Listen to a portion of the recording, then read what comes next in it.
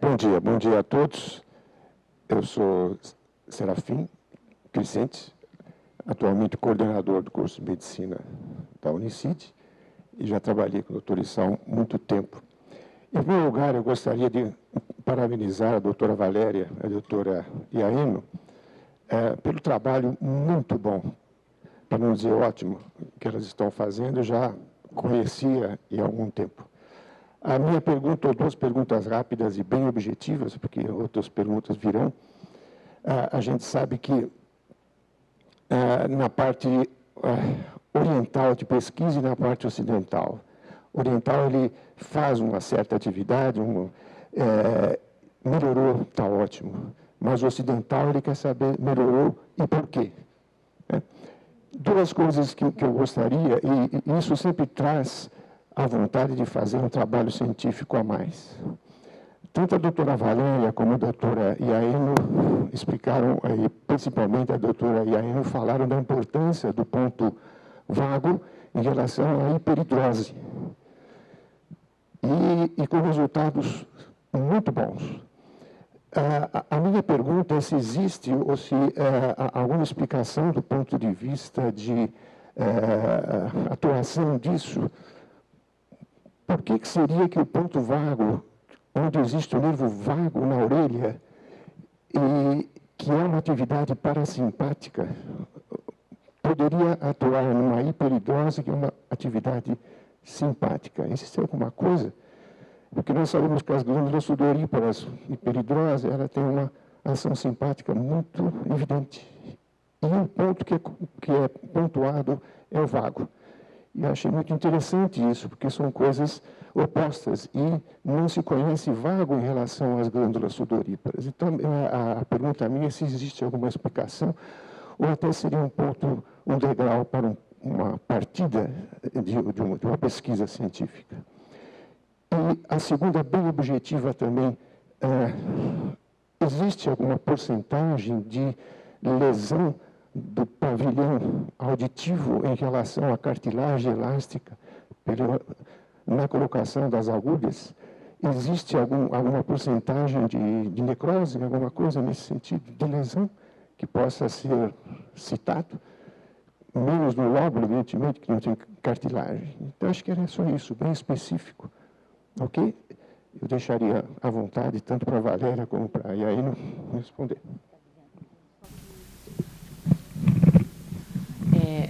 Eu sempre aprendo com a doutora Iaeno, né? E eu, para a hiperidrose, eu uso o simpático, que ele diminui a secreção. Então, eu prefiro usar o simpático e o ponto correspondente. Se é mão, aí eu acrescento o ponto mão. E tem uma teoria também que eu gosto muito, que é da escola francesa, que sabe onde é a coluna? A região que o doutor Serafim, ele corrige a gente. A presença dele hoje aqui me engasgou até da nômina nova de anatomia, que a gente costuma usar da Huang, mas é antélice. Então, tem uma foto que eu não trouxe da antélice, que é da escola francesa, que ela faz assim, pena que não tem uma lousa para mostrar, que é um U, assim, que começa desde lá das concha superior, concha inferior, e vai no morrinho onde é a coluna, e a parte central da frente seria a parte óssea, e quando está terminando a parte muscular.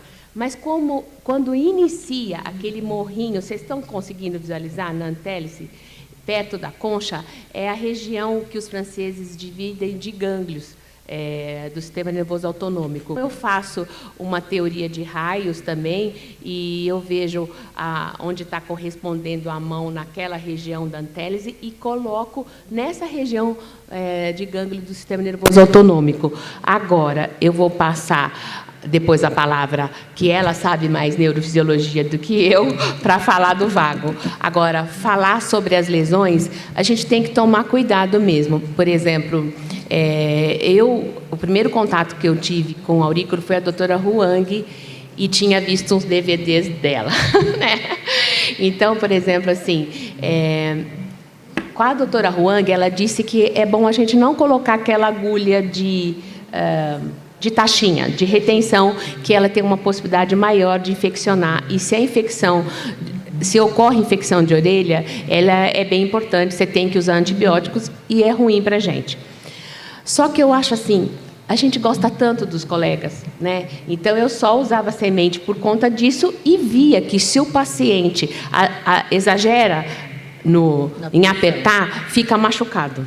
Tá? Mesmo com a semente. Então, você tem que falar para ele, aperte 4 vezes ao dia, mas se estiver doendo, você tira a semente e tem que orientar e a gente faz a asepsia.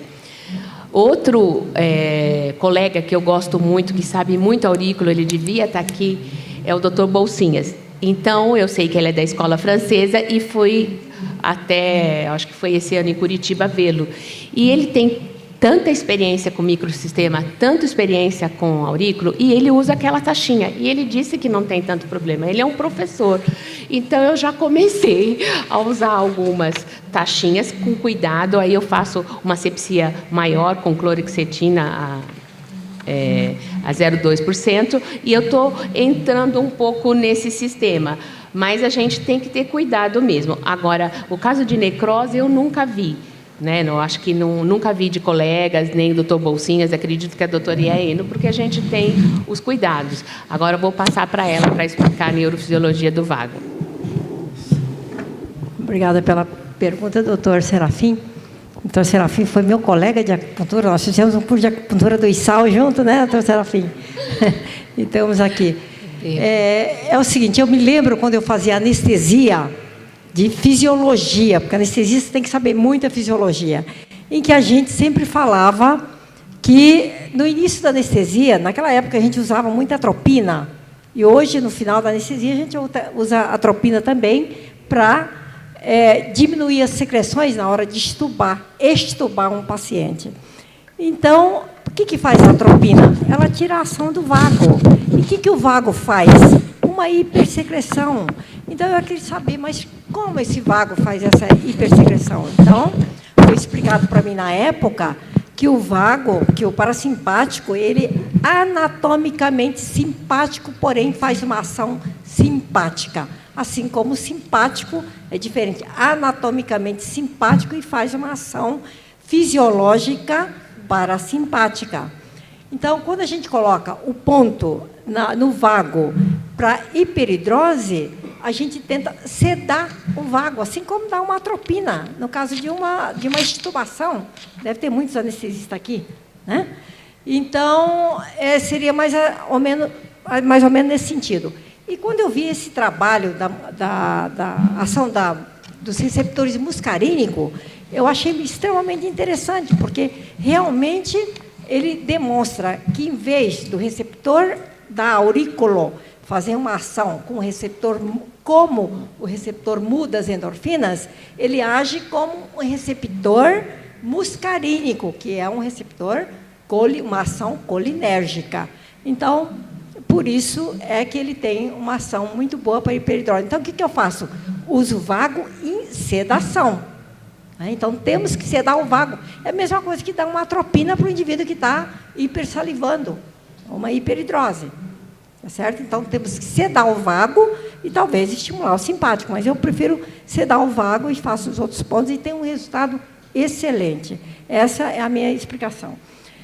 Em relação às necroses, eu tenho uma experiência muito interessante de um colega ortopedista que trabalhava comigo, eu fazia anestesia para ele na época, e um dia ele machucou o joelho, ortopedista, imagina. Ele, e aí, me ajuda aqui, o que eu posso fazer para tirar essa dor do meu joelho, jogando futebol? E eu fiz uma semente, coloquei semente, e falei, você aperta essas sementes que você vai melhorar a dor do joelho. Bom, dali uma semana, ele veio com um exudato muito grande aqui na região do joelho, da orelha.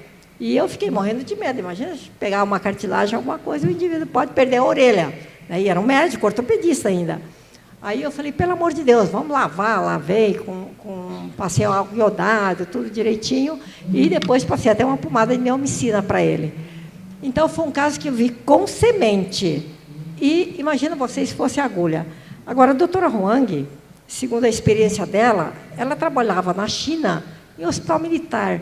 A China, desculpa os chineses aqui, mas nós temos... Lá, eles são 1 bilhão de gente, né? E 1 bilhão e 300 milhões de pessoas. Então, o que passa de gente... E a higiene deles, naquela época que ela trabalhava na China, no hospital militar, a higiene acho que não era grande coisa. E essa é uma das maneiras porque ela resolveu tirar as agulhas e colocar as sementes. Mas, lógico, o brasileiro é extremamente higiênico, né? Eu nunca vi gente para tomar banho 2 vezes por dia, igual o brasileiro, né? Eu tive agora no Vietnã, Camboja, para aquele lado lá, é muito diferente a higiene deles em relação à nossa higiene. Então, eu acho que não tem dúvida, eu acho que vocês podem até usar uma agulhinha sem medo, né? Desde que vocês acham que o paciente saiba que o paciente tem uma boa higiene. Era isso que eu queria falar. Em relação às sementes, eu faço assim. Lembra que eu falei para vocês que às vezes eu uso uma orelha e na outra semana outra? Mas tem pacientes que querem as 2 orelhas.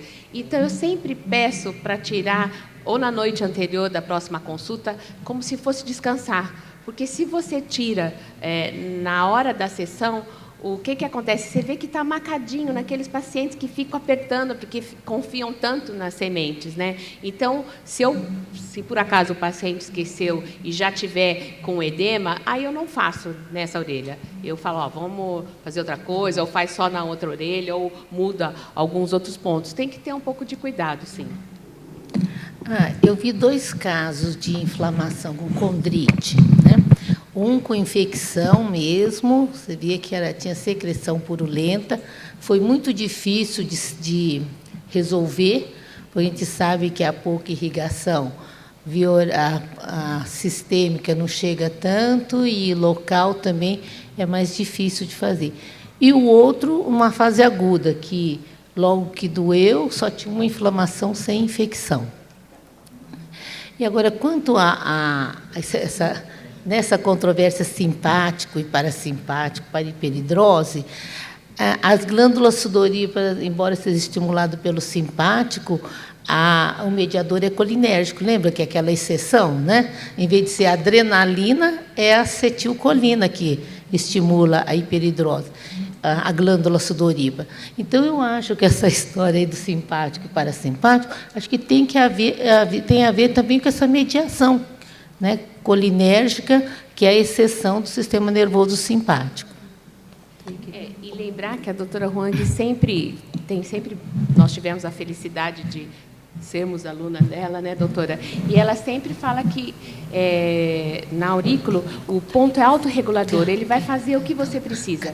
Se tem, por exemplo, ponto sangue, se você está com uma anemia, você põe, se tem uma policitemia, ele faz a regulação.